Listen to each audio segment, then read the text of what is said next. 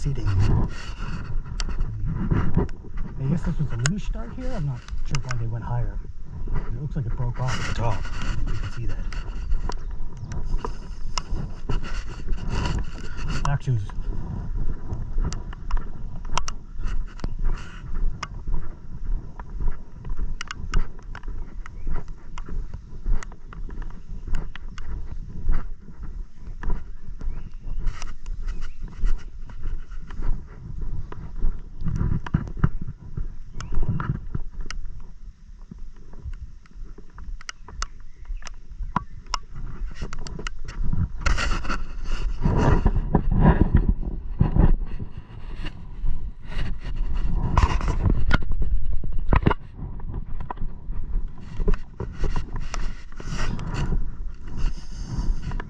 So the tour guide was saying that the Italians not that long ago made an offer to help fix the track up, and the Sarajevo, Bosnia and Herzegovina, and Republic of Srpska entities through which this goes through couldn't agree on it, so they just didn't fix it. Also, we're going to see a lot of graffiti. Apparently, the guide also said it changes regularly. And there's only one that refers sort of, I don't know, sort of about war, even a little bit. I'll show you when we get down to the midpoint. So this is just tagging. Supposedly there are a lot of Marines in Bosnia, and the guide did give a story about possible lines on the side of the track, but it seemed quite, from what other people said, it seemed quite unlikely, so I don't want to take unnecessary risks. The story he told was they used to be able to drop people off the top and they'd walk down the whole bobsled track, and he did that for one group, and some guy, I guess, was trying to take like an Instagram picture, or his girlfriend was with him, and he did like a flip and landed on the side, and it sounded like he really hurt himself, and they weren't able to go and grab him from the side, and even the ambulance was like, we'll help you if you get him up onto the track, but go up onto the side to do it, just because there is, you know, however small a risk. So we're coming up to sort of a more coherent graffiti rather than just a tag.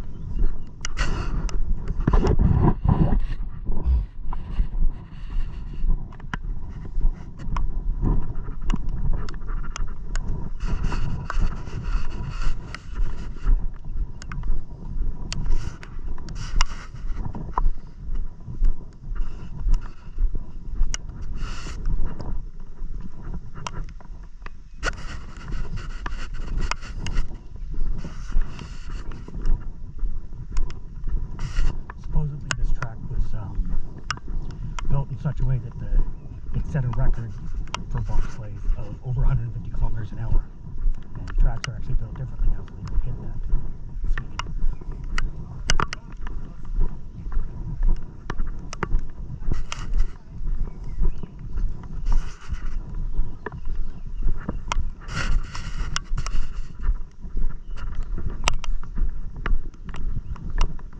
Okay, here's what's interesting. Here's, oh, maybe this was the women's start? Because he was saying the women's start was lower down. And that's also broken off there, and then, like at the top, and then it continued there. So this whole area was bombed, but like a lot of Yugoslav things, it was, you know, built to last forever.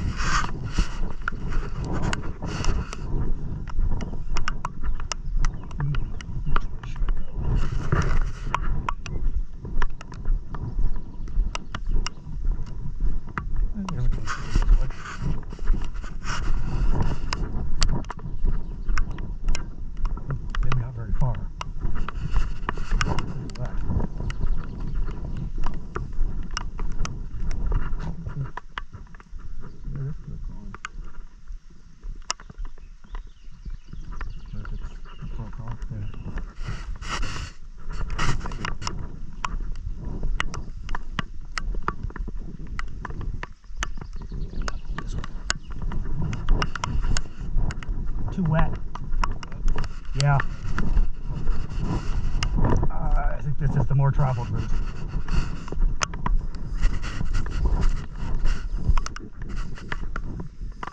I guess that's the moss or insulation.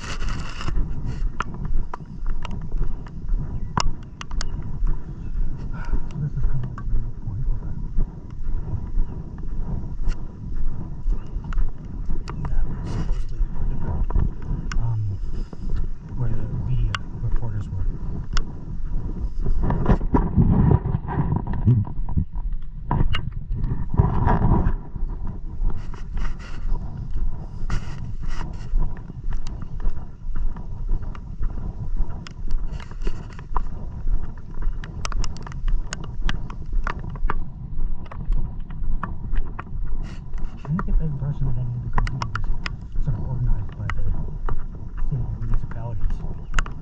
Maybe the graffiti folks organizing themselves.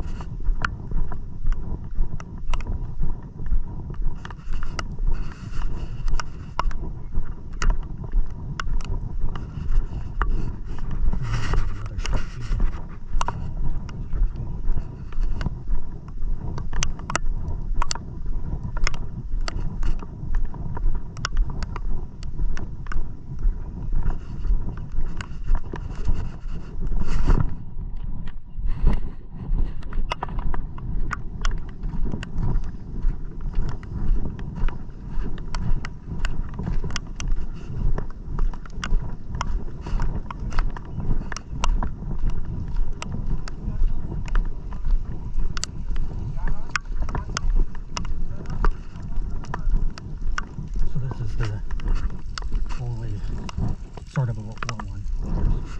Ukrainian has a cat here.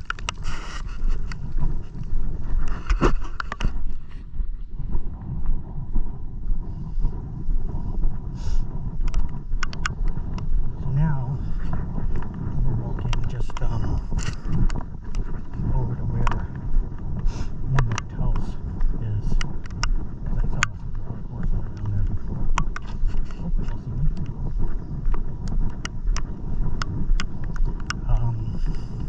Apparently aren't exactly wild, but we don't really know where they came from. The idea is that maybe they were owned by someone before the Bosnian War and the siege of Sarajevo, and that the person died or they were let loose at that time, and there's some problems.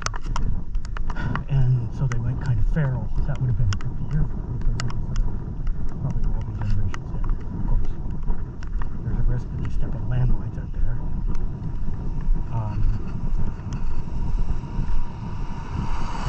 I wasn't clear from what other people were saying whether they sometimes are taken care of by folks, but they weren't shod anyway. It's like horseshoes.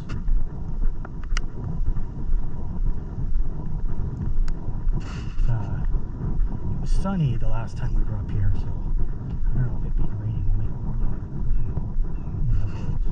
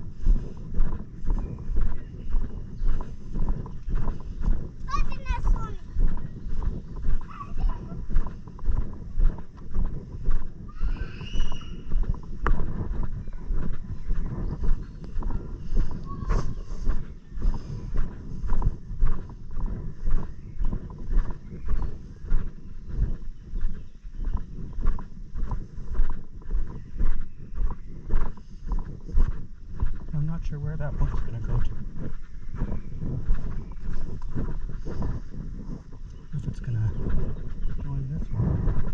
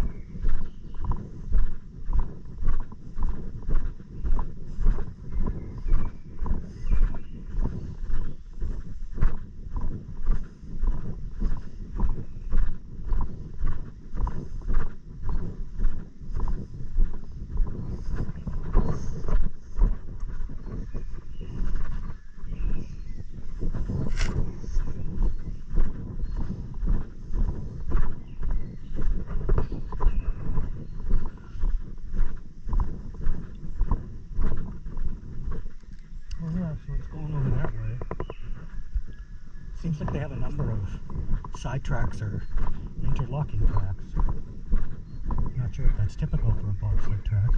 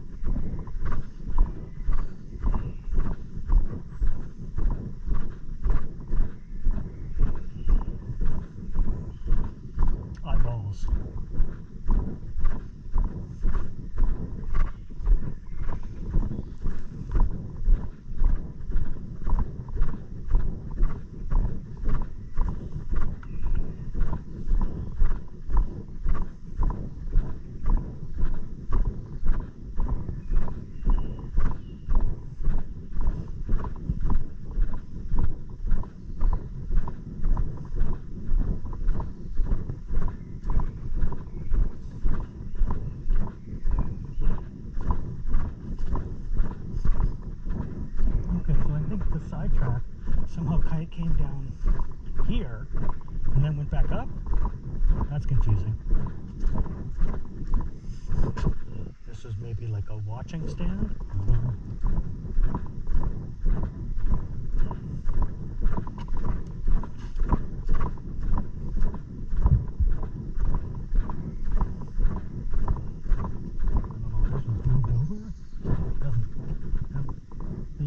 Concrete over that smoothly.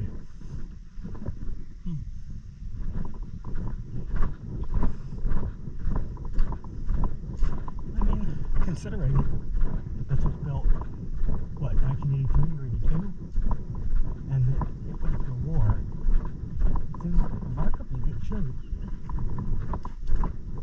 And you can walk on it.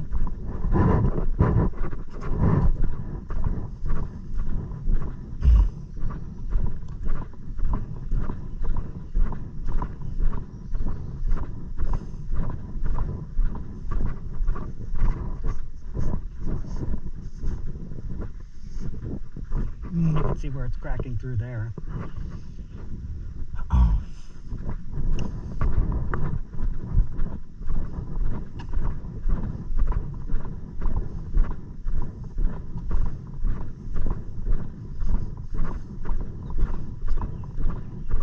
Not sure if I'll get down before the time runs out. Said I had.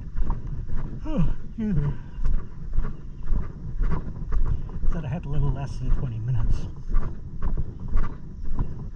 going to turn it back on, that is. So I guess, I don't know where that road goes. Back up to the top, I imagine.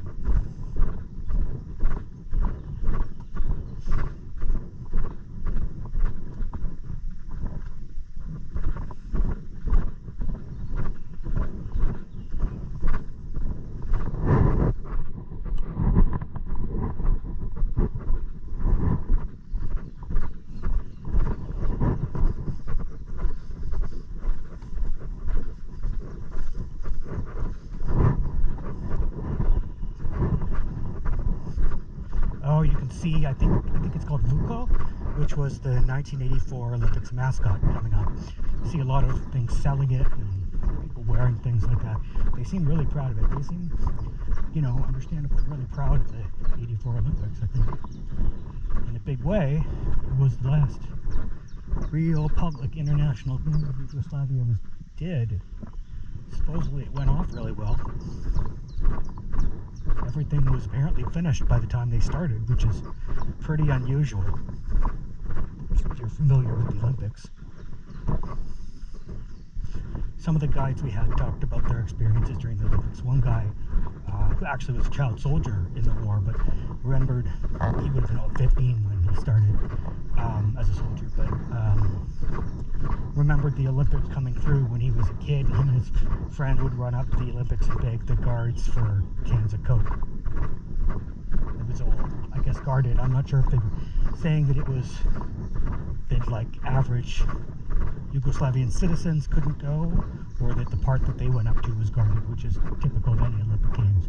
But yeah, the guards would go get cans of Coke and throw them at them, and then they'd run away. We talked to another guy who said, I think he said, he was younger, I think he said he went to the Olympics, or people did, so the difference there may have been that he was just, because he lived really close to where some of the facilities were and where the athletes' village was, so he might have just ran up to the guards at a secure area.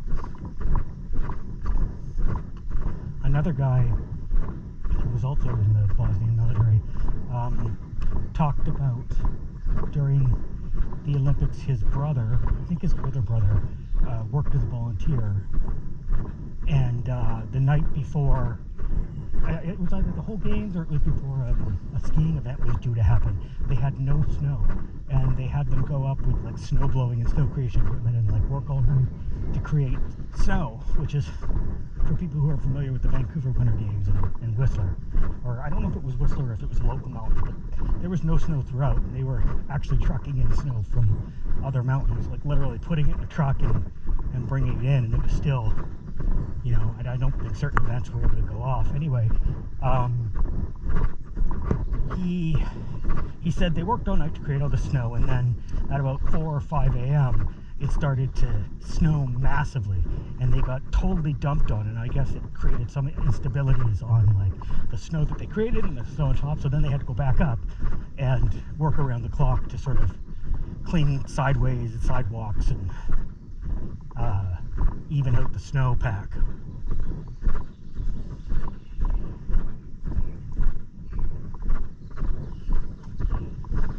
And this would have been, I thought Tito died later, but Tito died in 1980, so I imagine they would have bid and won the games before Tito died. And then, whoa, check out that slug. You can see that. That is a big fucking slug. I see lizards too. I should keep an eye out for them. Yeah, it would have been bid before Tito died and then held after.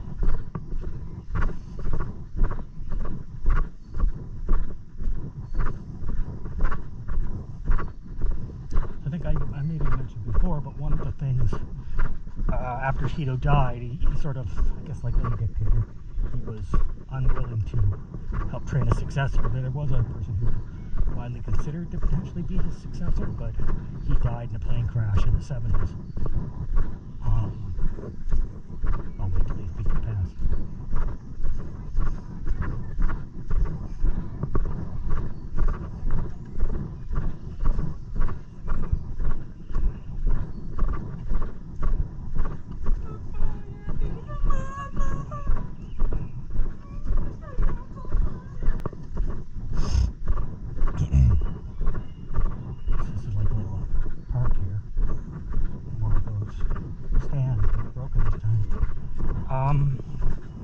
So yeah, he didn't train his successor, and when he died, there was a lot of uncertainty about what was going to happen, and they chose to do a rotating presidency.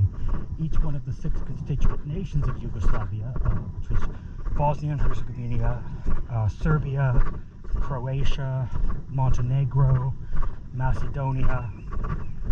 I feel like I'm missing one. Kosovo? No, Kosovo was a sub-region within Serbia that had autonomy. As well as a northern region, I can't remember the name of it, starts with a B. It's Slovenia. So each one of those had their own president, and the presidents took a rotating leadership. I don't remember if they called it a prime ministership or if it was reversed. But in any case, each one of them took the leadership of Yugoslavia for a year and then rotated, which really seems like it's barely enough time to figure out how to do the job.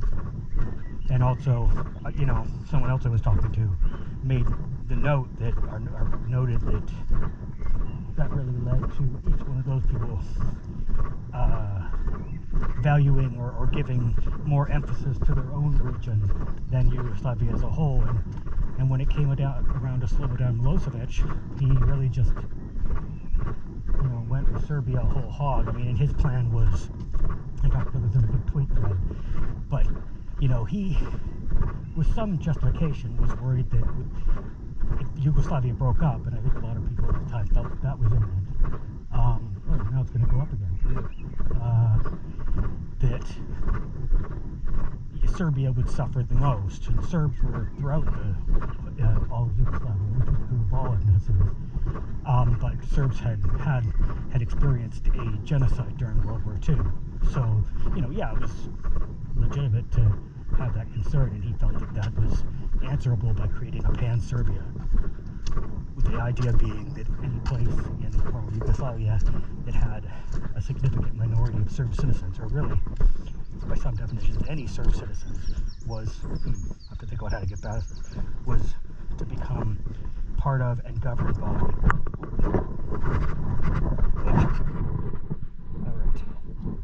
was to become part of it and led by Serbia. So Slovenia declared its independence first, and then Croatia. And I'm familiar with when Serbia, well, it gets really complicated. Bosnia, Sarajevo. I guess it's coming to an end here.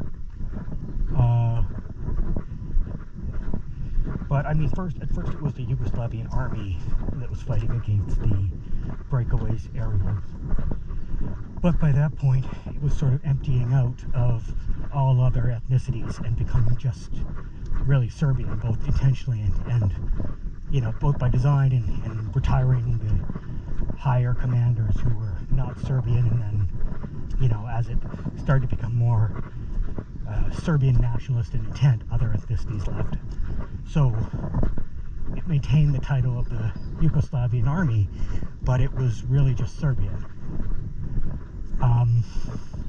So they initially attacked Slovenia, but because there's a very small Serb population there, or there was then, and I'm sure it's even smaller now, the war only lasted 9 days. And you know, what people were telling us was that it was really just an excuse to withdraw with the weapons, because each region had a fair degree of autonomy, and the weapons, because of some changes in how the country worked in the 70s, the weapons belonged to the individual regions. So Slovenia said, yes, leave the weapons. And the argument is that they fought the war so that they could retreat with the weapons, because they were going to need them to fight more in Croatia and Bosnia, which had more Serbs. Bosnia was, I want to say, 40 or 45% Muslims, and then 17 were 30% Croatians, and then a smaller amount of Serbs. I could be getting those figures wrong, but I know Bosnians were the highest percentage.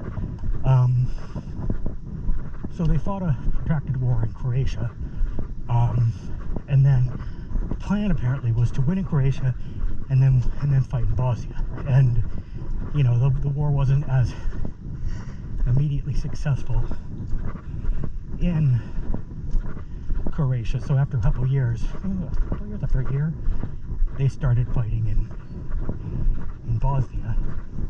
And at first, Bosnians and Croatians, the Croatian army, fought on the same side. But after a year or two, again, I'm not certain of the dates,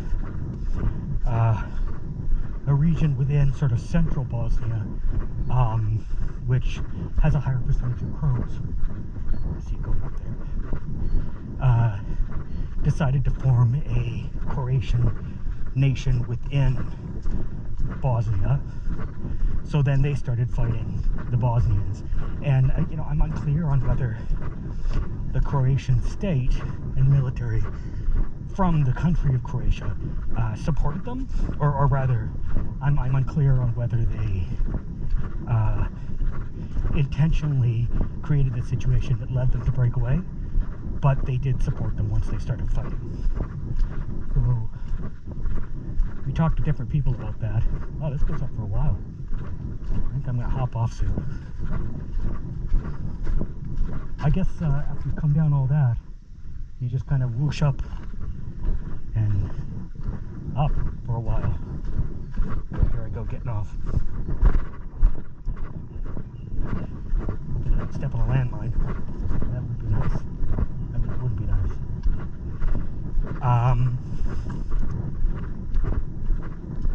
Yeah, so then the Croatians and the Bosnians in Bosnia started fighting each other.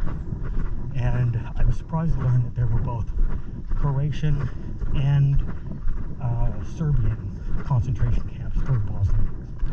These Bosniaks here, I mean Bosnian Muslims, as I understand it. Well, how the hell do I get down from here?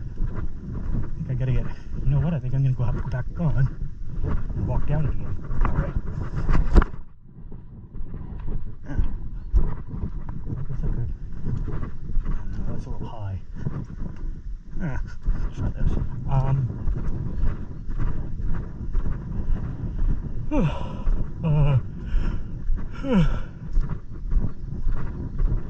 There were apparently war crimes committed on all sides,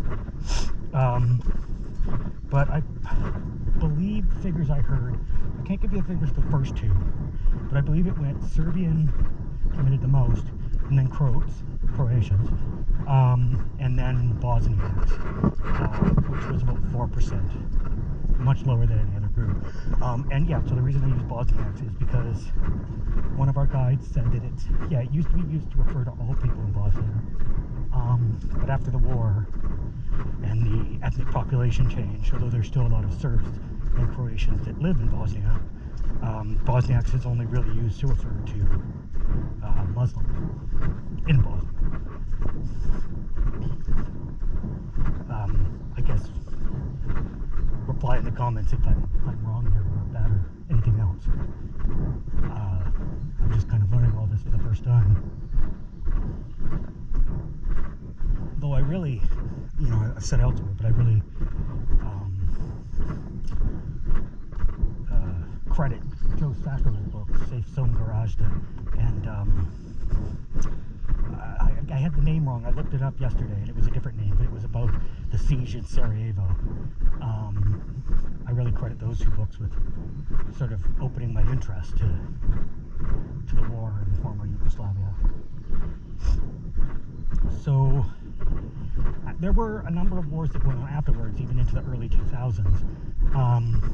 But really the war in Bosnia ended when NATO bombed the Serbian troops in Slobodan Milosevic.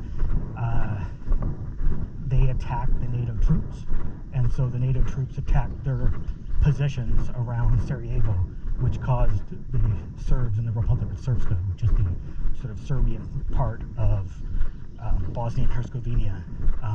It's sort of like a province. Decided that yes, they did want to negotiate now for peace. So it really seems like as soon as they got any actual, military pushback at all, they were prepared to stop, which is interesting.